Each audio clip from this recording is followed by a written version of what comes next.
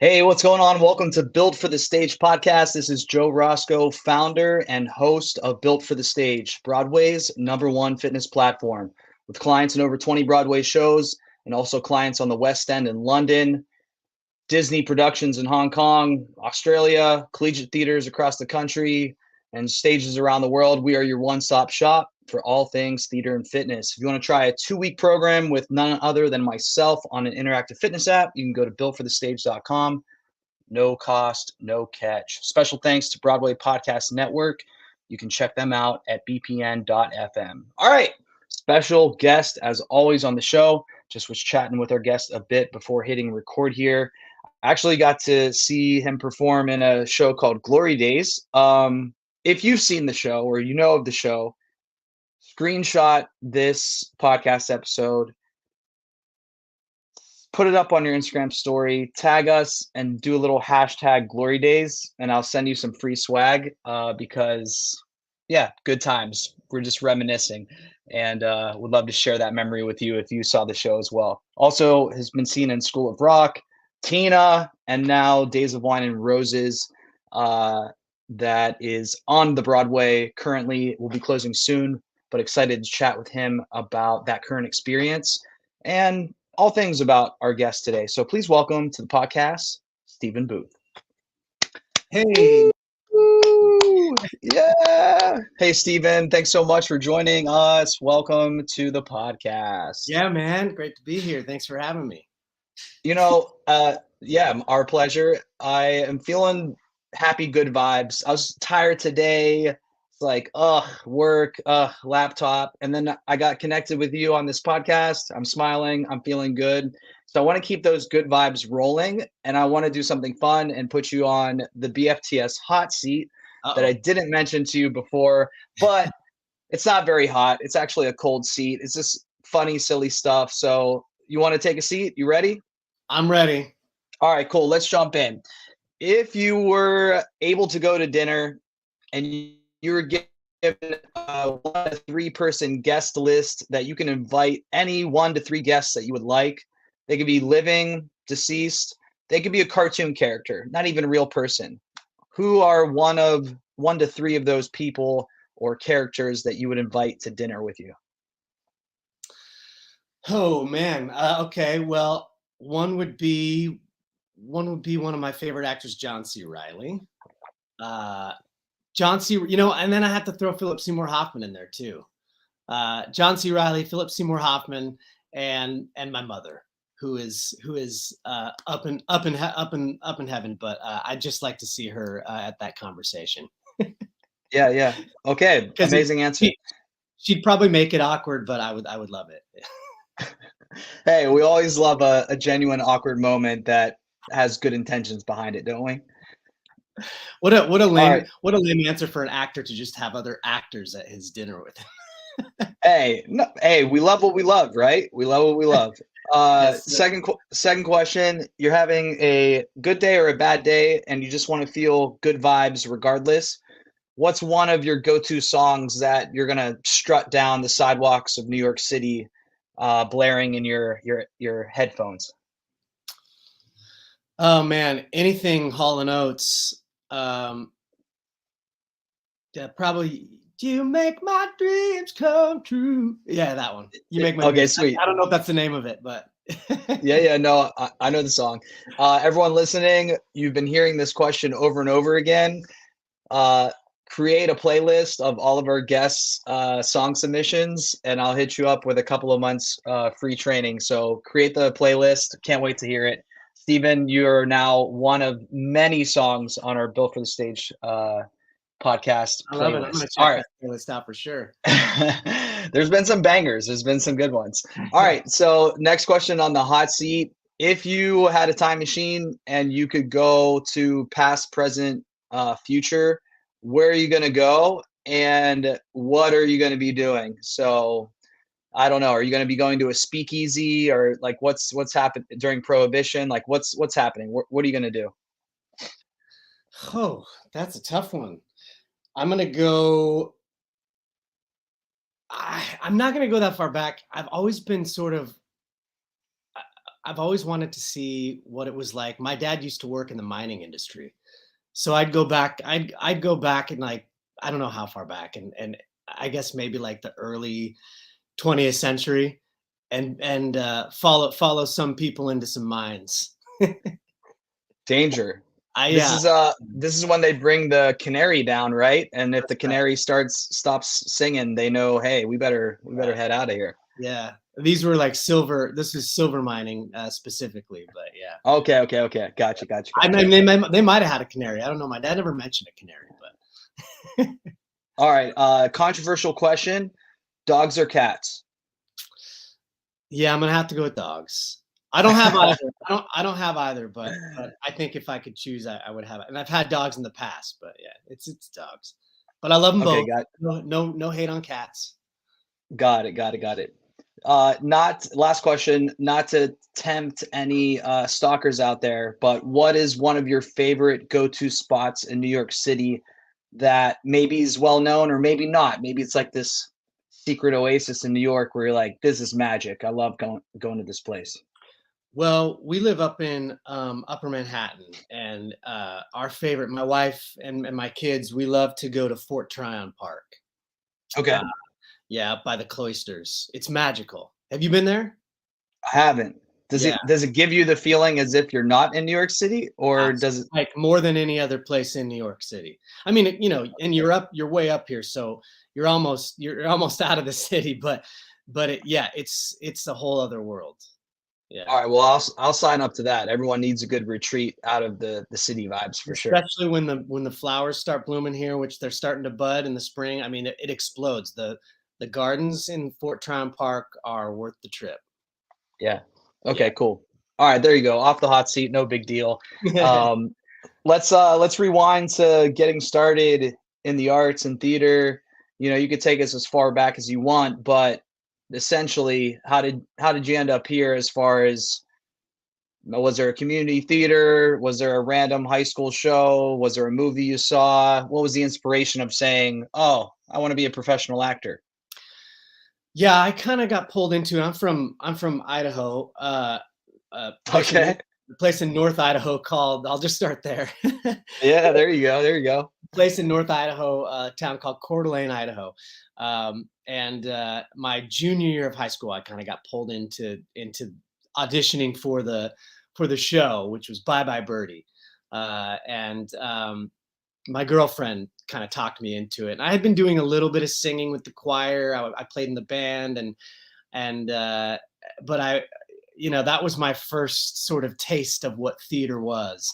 And I was hooked right away. I loved all the people that I was working with, all these new kids that I hadn't met, because I also played sports in school, and I had all these other buddies from different, areas. And so all of a sudden I had all these new friends that were so creative and hilarious, and people that I've been passing in the halls for forever that I'd never taken the time to get to know. And it was just this little community, and I was sucked in. I didn't know that it could be a career, it's because I was in Idaho.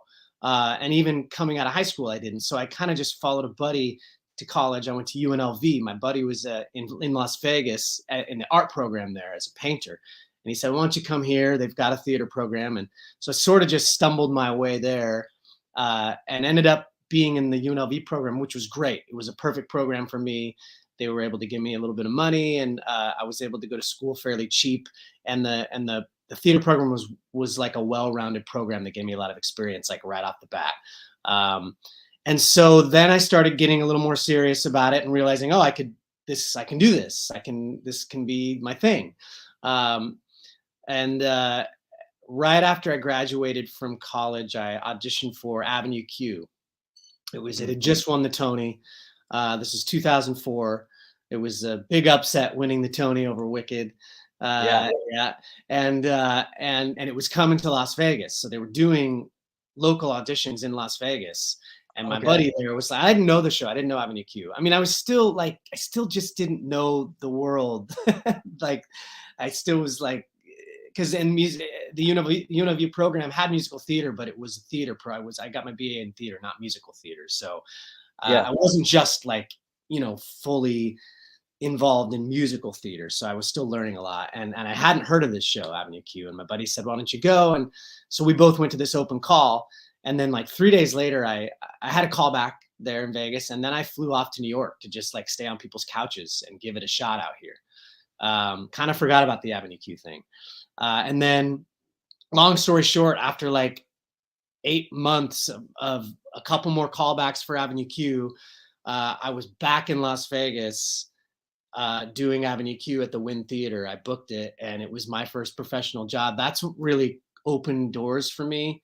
It was just, I was so lucky because it allowed me to meet all these people from New York who would come with the show. You know, we got to do it with the original cast members, John Tartaglia, Rick Lyon, these amazing people who I had seen do it on Broadway. And now I was doing it with them in Las Vegas in this brand new theater.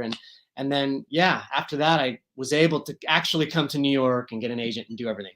My first venture into New York before that was rough. I was like just sleeping on couches, like, what do I do here? I mean, a little bit of money in my pocket. And so the Avenue Q thing really saved me. Okay, so that experience on the couches and new to New York and being from Idaho, what made you stick it out or not retreat and say, oh, this was a bad idea? Like, how did the kid from Idaho say, I can be resilient and I can stick with this? I don't know. I guess that just sort of like youthful naivete. I just, I thought I just believed in myself. And, Yeah. there were certainly times when I was here in the city where I was sleeping in someone's living room and when auditions were just not really working out, these EPAs that I was going to, I mean, it feels like you're drowning. But I guess just because I also never left myself any other option. I didn't have a backup, and I just I had enough confidence to keep at it. Even with so the way Avenue Q actually worked out, I was in New York and I was literally like down to my last like couple $100, and like, what am I going to do? I mean, now I have to start looking for a job here, because I had saved money Yeah. to come to New York and live on couches, and then I was going to get the job. I was just like, that's how it works, right? Yeah. And so when that call came through from Avenue Q, you've got a final callback for Avenue Q. I was in New York, and I was just like, all right, this is it. I'm going back to Vegas. I'm getting my job back at the golf course. I worked as a golf caddy in Vegas, making money that way. That's how I got myself through college. Got my job back as a golf caddy and worked for the next 6 or 7 months as the billboards for Avenue Q are going up in Vegas. And I'm just every group of golfers that came through, I would just tell them I'm doing that show, even though I hadn't booked it yet. So I just sort of willed it, man. And I mean, everything fell into place. It was, I look back on it now and I really am like, wow, I'm so lucky. I'm so blessed. I'm so whatever, however you want to phrase it. It really worked out. But yeah, if that hadn't happened, I don't know. I don't know how much longer I would have just stayed treading water in New York. And I don't know. Okay, so when you hadn't even booked the show yet, and you're telling these golfers that I'm going to be in the show and hadn't even officially been offered it, do you still carry that speak it into existence kind of mantra currently in life or throughout your career? I guess the question is really derived from, I think there's some power in speaking it into existence, and the back half of it coming to existence is really just the confidence and self-belief that raises your ability to perform or rise to the occasion in an audition or whatever the scenario might be, because you've already said it out loud that I'm going to do this. Yes. Yeah. And then the answer is, yeah, I absolutely do. I absolutely do that. In fact, I'm doing it right now. I'm not going to name the show, but I'm doing it right now about a show that I know is coming up. I was talking to my wife about it. I'm like, I'm going to get that.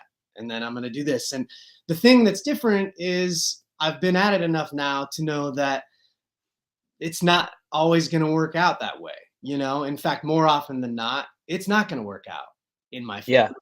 Yeah. But you kind of have to go about it that, or at least for myself, like, you gotta have that mentality, to go at it with that kind of like ferocity or whatever, and then you got to have a thick skin for when it, when it goes another way. You just kind of have to have a nice little balance. Back then it was just literally like, yeah, I'm gonna get it.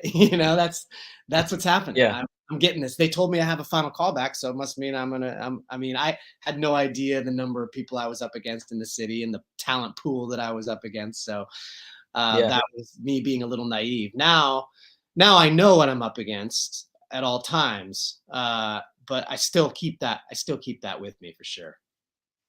Okay, cool. So as I was teasing on the intro and what we were chatting about before we hit record, was your first New York gig Glory Days? Was that your first New York premiere? That was my first. That was my Broadway debut. Yeah, I'd done Yeah. a couple Okay. other things like at the Fringe Festival and stuff, but yeah, that was it. All right. So for the audience members that don't know, are maybe 18 to late 20s crowd out there that maybe are unaware, walk us through the excitement, the rehearsal, the opening, and then what happens after that. What that was to you at the moment, and now what that is to you now. Okay, well, the show started in DC, and that was exciting because it was this brand new musical being written by these young dudes, Nick Blaemire, James Gardner, and we got to go to the Signature Theater in DC with their gorgeous, almost brand new space at the time. And me and these three other guys got to put together this brand new musical with this really exciting pop score that Blaemire had written, and we got to collaborate on this thing. It was a dream. I mean, it still is the dream for me. Like, if anyone ever asks me what's your dream role or whatever, it's usually my answer is, I don't know. It's something new that I get to work on that hasn't been created yet. Cause that is where it's at. When you get to collaborate and you get to build something from the ground up and you get to make it yours. So, and we were all, young in our mid to late 20s at that time. And it was all of our, we did it in DC, had a really great response. And then it was like shotgun to Broadway. And that was wild. I mean, it was just sort of like, we couldn't believe it was happening so fast, because we closed in DC, I think like end of February, and by March, April, we knew we were coming to Broadway. I might be a little off on the timeline, but it was quick. It was like that. So yeah, I mean, it was our Broadway debut. It was the four of us guys, just the four of us on stage in this show. No intermission. My character never left the stage. And it was such a joy to just be a part of that. It doesn't get any better. And of course, if I think back on the night after we opened, the day after we opened, when we got the news that we were closing, that was an awful day for sure. But everything else outweighs that. We got to make the album after that, this awesome little album that people still listen to, that people still do this show, high schools, colleges. They just did a reunion concert of it. It still holds up. It's, the music is just so fun, and it's so unlike anything I've ever done. And it really speaks to a time, and yeah, I'm just proud of it, man. And the guys that we all all of us became buddies for life. We just had this experience that keeps us together forever. And we got to do it for a couple weeks. I think we had 3 weeks of previews on Broadway, so it still felt like we got a little bit of but yeah, man. Okay, so closes, maybe some obviously letdown and devastation or whatnot, but that experience carrying on through your career and to this day, were there any lessons or any things that you took from that experience that are for the better or for a positive outcome? Absolutely. I mean, nothing lasts forever, and enjoy be in the moment and enjoy it while you got it. Especially in this business, because the rug is going to get pulled out from underneath you multiple times in this business. And that was about as hard as someone could pull a rug, because we were as high as we were it. We were hot. We were the new, well, for us, we were this new show in town. These young kids wrote it. We were all young. It was like this hot new thing. It was hot in DC. It just felt like this ride that was escalating, Yeah. and it got taken away from us like that. Mm. And of course, it takes looking back on it, hindsight, to kind of gain to grab the wisdom out of it and to gain perspective from it. But certainly now, I mean, even with the scenario I'm in, I'm doing this beautiful show, Days of Wine and Roses, and we're closing earlier than we anticipated. I mean, only a few weeks earlier. We were always limited, but getting that news is a lot less devastating. Having stories like Glory Days in my back pocket, and Yeah. I don't know that anything will ever top that. The day after you open, hearing that you're closing, Yeah. But yeah, all those things. Just gotta not take anything for granted, Yeah. Well, everyone listening, I did chat with Steven before we press record to see if I could chat about it. I wasn't trying to press buttons. I shared with Steven, and I'll share with you now, that as a coach coaching so many actors, I hear the stories, and I was an actor myself. So I just love to hear other actors, not just the ups, but the downs too, just to share insight and how they've gotten through it and how they've continued to persist forward in this ever so challenging career. So if you're going through that right now, hear it first from Steven, that better days are to come, and the days that you had, be grateful for, and make sure that when you're currently having them, to really soak it in and not take it for granted, like Steven said. Okay, so you brought up Days of Wine and Roses. You're swinging the show right now. The creative team is a dream of mine, because my favorite musical of all time is Light in the Piazza. Ooh, So Adam Gettle and Craig Lucas as a team there, I would have just been on cloud nine. Tell us a little bit about the creation process of it, the rehearsals, working with Kelly and Brian, and your part in it, covering Brian and other various roles. What's the experience been like? And yeah, would just love to hear your insight. yeah. So my favorite musical of all time is Floyd Collins, another Adam Gettle musical. So and Piazza's right up there. So that's why I kind of chased this one. To be honest, I saw a Playbill ad that it was article that new Adam Gettle musical was coming, and I hadn't heard of it. I just saw that it was Brian and Kelly, and I immediately reached out to my manager and I said, look, I want to be a part of that. I don't care what it is.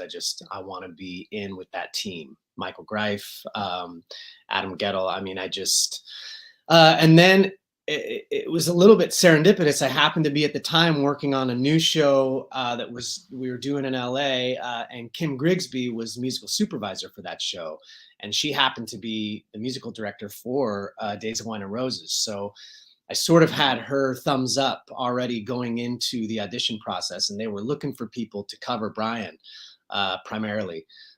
So I got the call for the audition, and when I went in, it just, singing for Adam Gettle was going into that room and singing one of his brand new songs, a song called Forgiveness from the show that Brian sings, this gorgeous song, was a treat in itself. And I remember that day being like, well, I'm fine with just that. The fact that I got to go in and do that, and it went well, and I got to talk, I got to chat with Adam. And so then when I got word that they wanted to bring me on board, I was thrilled. And this whole process has been, I've never been an offstage cover before. I've never been a swing before. So that was a little daunting. Especially, well, I mean, part of the reason I wanted to do it was to cover Brian Darcy James, because he's Brian Darcy James. So that's why I was like, yes, I will absolutely stand off stage and watch him. But obviously it's intimidating too with somebody with a talent like that. But it's just been a pleasure, man. The off-Broadway experience at the Atlantic, we got to rehearse it downtown, and it's this intimate show, and we all got very close doing that. And then to be able to bring this beautiful thing to Broadway, to transfer it like that, I mean, that's a dream, when it works out that way.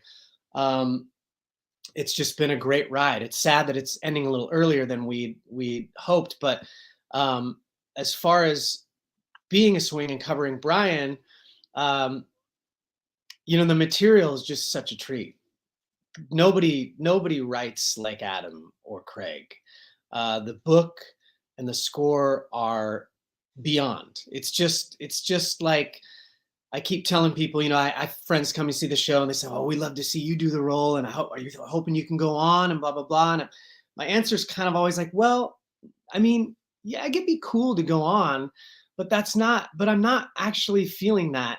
First of all, in the past, like I've understudied before. Usually when I understudy, I'm like, oh, I can do that, or I would do this different, or I would watching Brian Darcy James. I'm just kind of like, yeah, you got it, bro. You're good.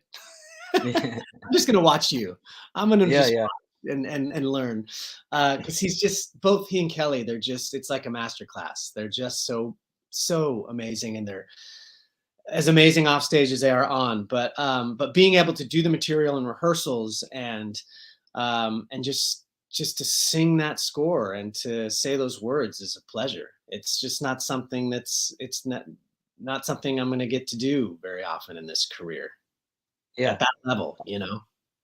Rewinding to what you said about never having been a swing, and your respect for Brian as a performer, how and you maybe feeling that it was daunting, or maybe there was some imposter syndrome, or this again another story I hear from clients over and over. So how did you work through that of like, these are uncharted territories, I'm going to be working alongside someone that I'm covering that I have high respect for? What conversations did you have with yourself, or what physical like actions did you put into play to help you kind of navigate through that? Yeah, that's a good question. You know, I actually did have reach a point in rehearsals because you're off stage watching, and all I'm just watching Brian like a hawk, and I had done it since the Atlantic. I just everything he's doing, I'm watching just so that I can be, ready for it. Any changes that are being implemented that day or whatever. And I'm focusing so much on how he's doing it that it is hard to find space for when it comes time for me to rehearse it, for myself to let it be what it's going to be in my body, and to accept how that's just going to be different because I'm never going to be Brian Darcy James. I'm going to be Stephen Booth.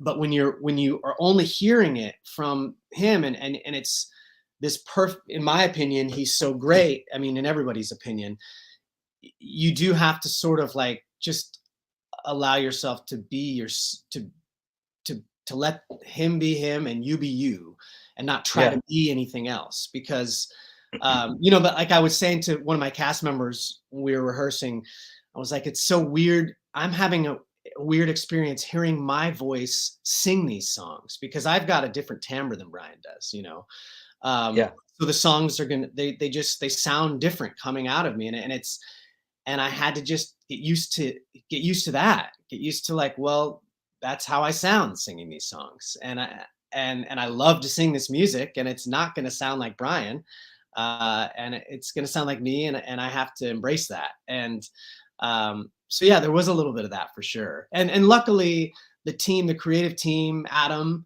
everybody, no one was ever trying to put anyone in a Brian box or a Kelly box. Michael Greif, they're all so great at allowing us to explore these roles in our own way. Mhm. So that was great. Yeah.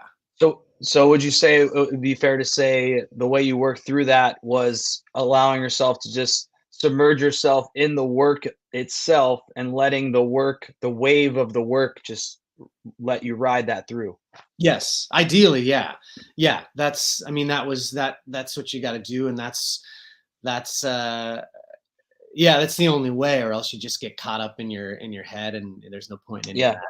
But I mean, that's not to say like those thoughts you got to deal with those thoughts, no matter. And I've been in the business for a while, and I'm old enough to where I would love to say that I don't have those issues, or I'm just so comfortable in myself now that that I'm just, but no, I mean, you still are going to have those battles no matter where you're Yeah. at or who you are, Yeah. Okay. Last question for you. Want to be respectful of your time. You just mentioned the longevity of your career and having been in the game for some time. The career of theater, it is a game, in my opinion, with no ending. You don't win the game. You play the game, and you're allowed to play the game for as long as you want. It's a poker game with endless chips, in my opinion, and it's until you fold that it's over. How how have you navigated longevity in the career from more so a mental space? I think mental health in theater is such a challenging thing. You've touched on it already, the amount of no's and rejection and the ups and downs. How have you navigated this mentally in this career of yours? And how do you continue to move forward? um yeah, I think that it's a few things. um Certainly this career is the highest of highs and the lowest of lows, and that's just how it is for most people. Obviously there's a handful of those people that just never stop working. And I still consider myself very lucky, the amount of success that I've had in this career, the ability to be able to keep at it, like you say, and and to stay in the game. And I guess the highs keep you coming back, and the people that I've surrounded myself, that you get to be around in this business, the friends, the community that you get to be a part of. Mhm. That's a huge part of it, because it's my base. It's my, um, eh, and so we kind of help each other through it, and there always, even when you get beat down and you don't get this thing that you really thought you were going to get, and that would have potentially changed everything for you. You just I don't know. I mean, I don't know. I guess I don't have a great answer for what keeps me I picking myself back up. I just keep at it. Yeah. Well, I love what you mentioned just about your circle of friends or the people that you involve yourself with. I think that that is one of the one of, if not the most important things you can do, is surround yourself with people that are going to feed you with positive energy, not the people that are, this career sucks. Why are we doing this? We might have these thoughts or say them from time to time, but if we're just getting that from ourselves in our head and from the people around us, then, like you said about putting things into existence and saying that win is mine, if you have the other side of the fence there, it's going to be a long road, or it's going to be a short one, as in you're going to quit. So I loved Yeah. that reminder for our listeners. Like, whatever you're trying to do, make sure the people you're surrounding yourself with are also trying to go in that direction. Because if they're pulling you back, then that's one unnecessary weight on your shoulders that doesn't need to be there. Yeah, that's right. Yeah. And that's the great part about this business, is that it's full of people like that. It's full of everybody trying to help each other out. It's a collaborative thing, and I'm lucky now too. I've got a very, very supportive wife, uh, and so she's a huge part of it, and I can't imagine what else I'd be doing. That's Mhm. again, I didn't leave myself any other options. I can't picture myself in any other business, and so it's where I'm at. So but yes, definitely surrounding yourself with positivity as much as possible. Um, yeah. Nice. Now I'm doing it for the wife and kids. I was You brought it up on your own, but I was just going to say, I'm sure having a family now has brought that perspective of your circle to an even greater level. So you Yes, just touched on absolutely. it, so it's perfect. Yes. Steven, thanks so much for being on the podcast, for giving us your time. Congrats on the show.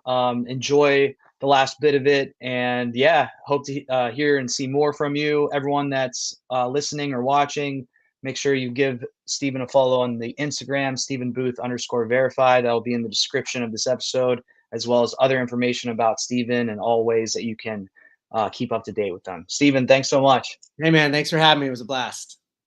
Yeah, my pleasure. All right, Stephen Booth. Make sure you go give him a follow. Fun chat. My cheeks hurt from smiling so much. Surround yourself with good people. Get yourself a positive circle that will affirm you, reaffirm you, confirm you, push you forward in the direction that you're trying to go. Love you all. Thanks for following along. Actors are athletes. Train like one.